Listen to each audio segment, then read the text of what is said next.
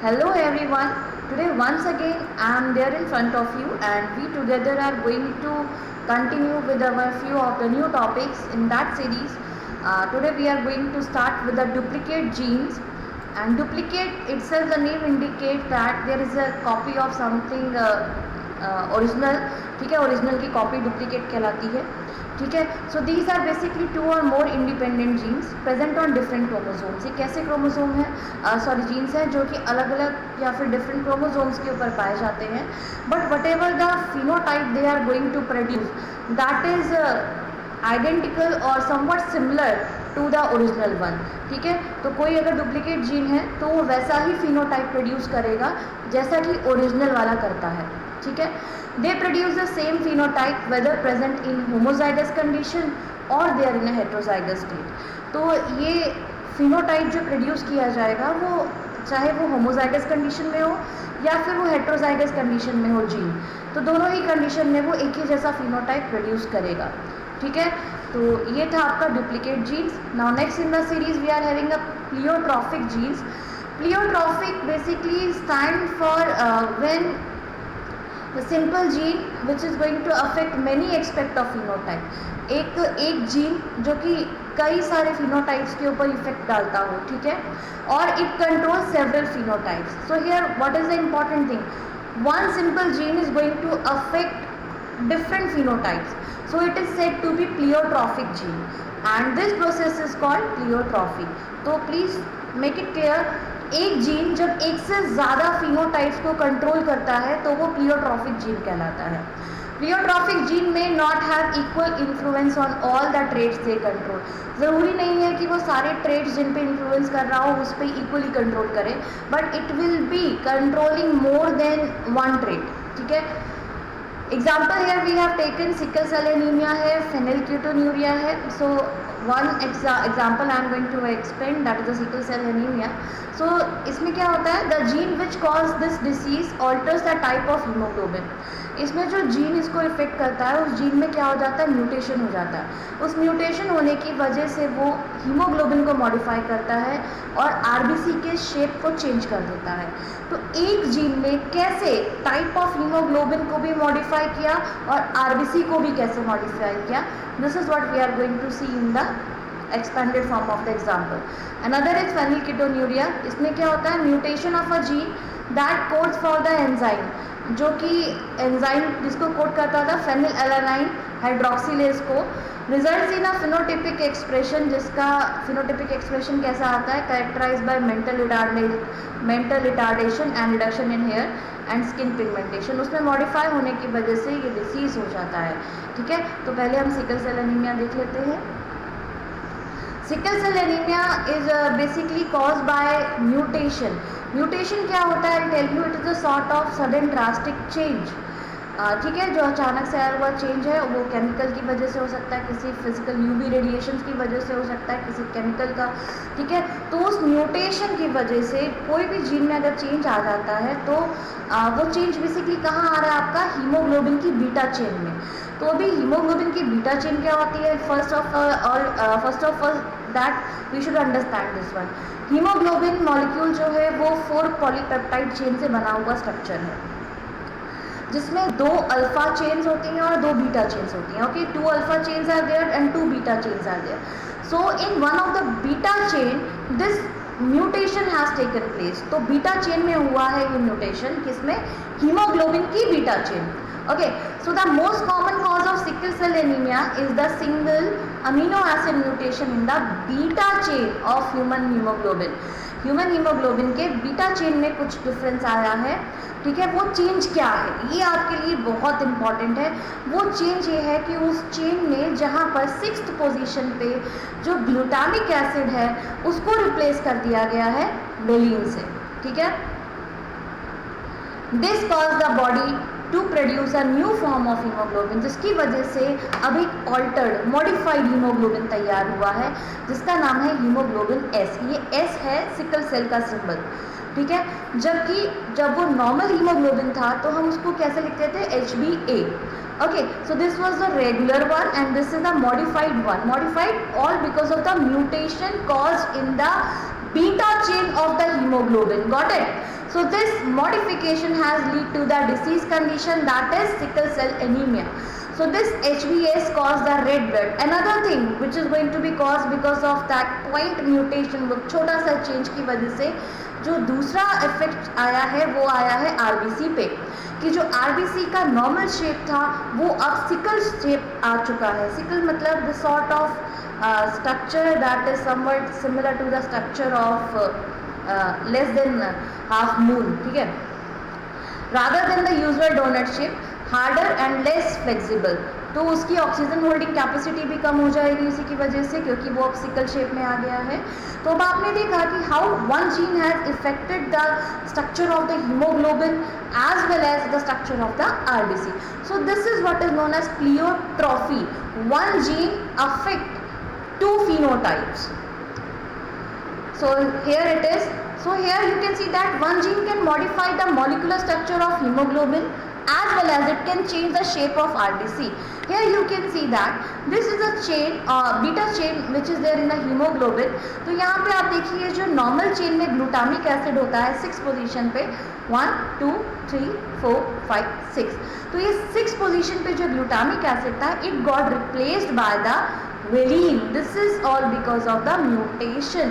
तो अब वेलिन बनने की वजह से अब ये हो गया है हीमोग्लोबिन एस. तो पहले यहाँ पे ये जो आरबीसी थी वो ऐसी थी, डिस्क शेप, दोनों तरफ से कैसी थी, कॉन्केव शेप में. ठीक है, तो इसमें देखिए ये बाई कॉन्केव शेप में थी. Now it became sickle shape. ठीक है, and now oxygen holding capacity has also reduce.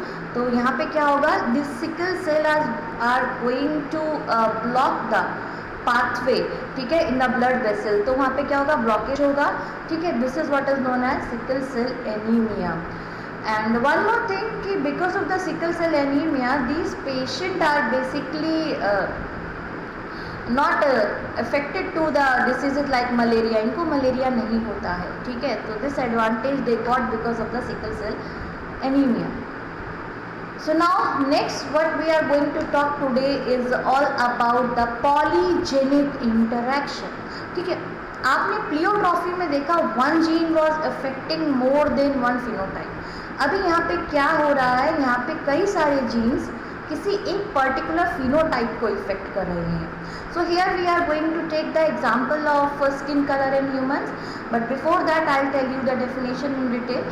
Polygenic inheritance occur when one characteristic, see the important thing, one characteristic, एक characteristic feature कंट्रोल किया जा रहा है एक से ज़्यादा, सॉरी दो या दो से ज़्यादा जीन्स के थ्रू. ठीक है, अभी यहाँ पे आप देख रहे हो, here I have given you 3 genes are going to control the skin color, because here I have taken the example of the skin color. तो 3 genes are going to control the skin color, that is A, B, C. ये 3 gene मिल करके skin colour को effect करते हैं. ठीक है, अभी यहाँ पे आप देख सकते हो, यहाँ पे बेसिकली जो ट्रेट है वो डोमिनेटिंग ट्रेट जो है वो ज़्यादा आपको इफेक्ट करते हुए दिखेगा. यहाँ पे आपने क्या किया है, both A's in capital, both B's in capital, both C's in capital.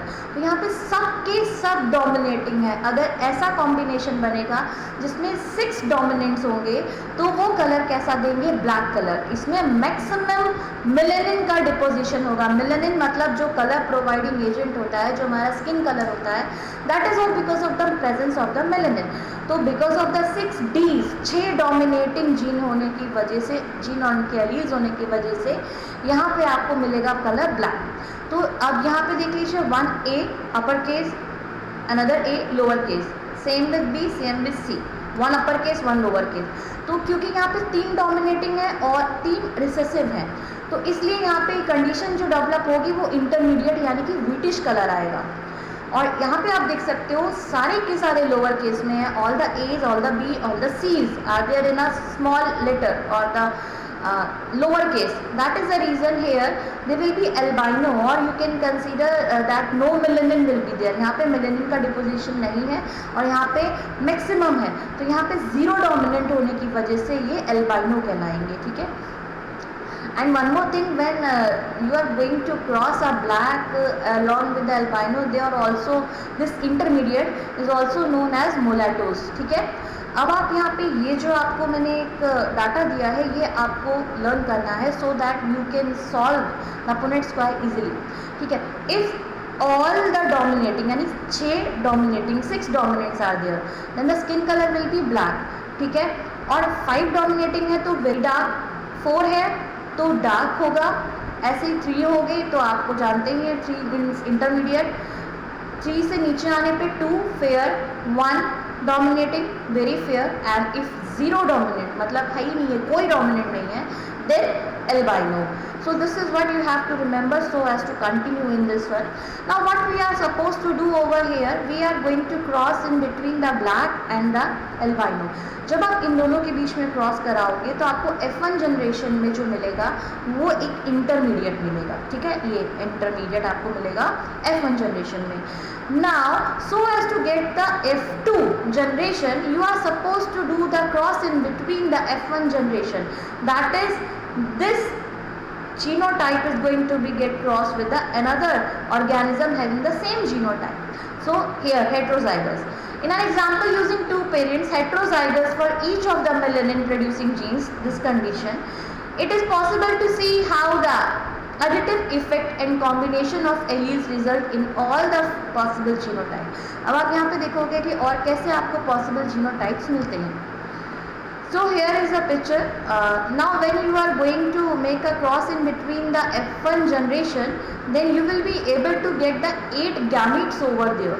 So this is what the combination of the gametes, A, B, C all dominant, AB dominant along with small c, ठीक है, A dominating, B small, C dominant, small a, capital B, capital C, capital A, small b, small c, small a, capital B, small c, A B both small, 1 uppercase C, ठीक है, A B and C all lowercase, ठीक है. In this way you will be able to get the 8 gametes. Now on the whole these squares are 64 in number. So now same gametes you are supposed to place over here. Then when you are going to make a cross in between them, so here ABC all dominating, here also ABC, so 6 over there, so all the 6 dominating. Actually you can also write like a capital A both, capital B both, capital C both, so it will be very much time taking. That is the reason what we are going to do, we are going to put a number over here. The number which we are going to use over here is the number of only dominant, ठीक है. तो यहाँ पे आप देख सकते हो 6 dominant. Now if this one along with this one, because 1 C is small, so that one will be minus from the 6 one, so it will be 5 only. So 1 2 3 4 5 dominant over here. So here A is capital, C is capital, B is small. Okay, so 2 dominating from here and the 3 dominating from here, 5. And in this one 2 again dominating and these 3 so it will be 5, ठीक है. तो अब यहाँ पे देख लीजिए B and C both small, तो यहाँ पे क्या होगा 6 minus 2 कर दोगे आप तो 4 हो जाएगा. 6 कैसे आपने किया, ये 3 plus 1 तो 4 हो गया, ठीक है. ये 4 हुआ कहाँ से, आपने टोटल आपने लेके चले थे 6 डोमिनेटिंग, तो 6 में से आपने ये 2 जो है रिसेसिव वाले माइनस कर दिए तो आपको 4 मिला. ओवर हियर ऑल्सो 1 2 3 4, तो यहाँ पे आपको 4 डोमिनेटिंग. यहाँ पे कितने हैं, ओनली C इज डोमिनेटिंग, ठीक है. डोमिनेट ट्रेप एक ही है, केवल C वाला का डोमिनेंट जीन है आपके पास. तो आपने यहाँ से 3 ले लिए और यहाँ से 1 ले लिया 4, तो यहाँ पे एक भी नहीं है तो केवल आपके ये 3 लिख दिए जाएंगे. In this way you will be able to get this complete plot. Okay, so now here next is how much is the number of the black, how much is the number of the very dark, how much is dark, ठीक है. तो हम black देखते हैं, जिस black वो होगा जिसमें 6 डोमिनेटिंग जीन होंगे. तो यहाँ पे 6 वाला कौन सा है, सिर्फ एक, तो यहाँ पे इसका नंबर हो जाएगा 1. 5D 5 डोमिनेटिंग काउंट करते हैं 1 2 3 4 5 6, तो it will B 6 in number. Now 4 dominating वाले आपके डार्क कहलाएंगे. 4 कितने हैं, 1 2 3 4 5 6 7 8 9, 10, 11, 12, 13, 14, 15। तो यहाँ पे डार्क का नंबर कितना हो गया 15। इंटरमीडिएट यानी 3 वाले, 3 डोमिनेंट वाले कितने आपके पास 1, 2, 3, 4, 5, 6, 7, 8, 9, 10, 11, 12, 13, 14, 15, 16, 17, 18, 19 and this one is a 20। तो यहाँ पे कितना नंबर हो जाएगा उसका 20। So in this picture only you are able to get the thing in a graph कि सबसे ज़्यादा मैक्सिमम किस में जा रहे हैं इंटरमीडिएट में जा रहे हैं 20। ठीक है, अब दो डोमिनेंट वाले फेयर कहलाएंगे, दो वाले काउंट कर लेते हैं 2, 1, 2, 3, 4, 5, 6, 7, 8, 9, 10, 11, 12। ठीक है, तो ये 12, 13, 14, 15, यहाँ पे 15 आ जाएगा। ठीक है, 2D वाले भी 15 है। अब वेरी फेयर वाले यानी कि जिसमें सिर्फ एक डोमिनेंट जीन होगा, तो एक डोमिनेंट वाले 1, 2, 3, 4, 5, 6 over here. So zero dominant वाले कितने हैं, ज़ीरो वाला एक है आपके पास में, तो albino. So in this way you are able to see that how 3 genes all together are going to control the skin color. That is the reason it is known as